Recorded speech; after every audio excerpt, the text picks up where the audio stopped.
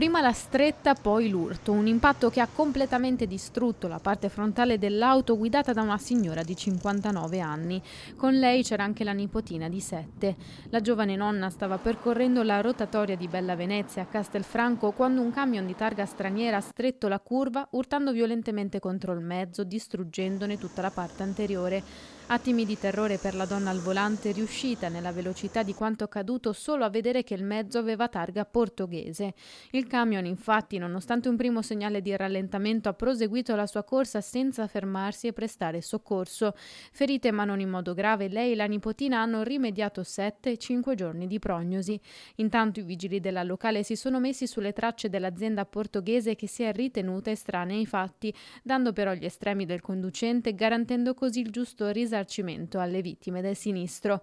Il camionista è atteso ora in Italia tra poco più di una settimana per l'identificazione formale e gli addebiti a suo carico.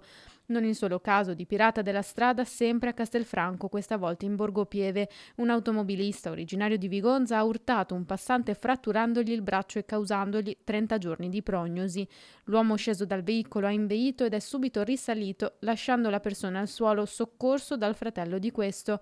Giunto sul posto una pattuglia della polizia locale, raccolte le testimonianze, l'uomo e la vettura sono stati immediatamente rintracciati, il conducente è stato fotosegnalato e denunciato per fuga e omissione di soccorso. Davanti agli ennesimi casi di mancato soccorso a Castelfranco, il sindaco invita sempre a denunciare i sinistri, sottolineando l'importanza di avere una rete capillare di telecamere di videosorveglianza nella zona. Aiutano perché sia le telecamere di videosorveglianza che i lettori target ti consentono di individuare chi causa l'incidente. A Castelfranco Veneto i controlli funzionano, abbiamo gli strumenti e gli agenti preparati a far sì che appunto nessuno possa rimanere impunito.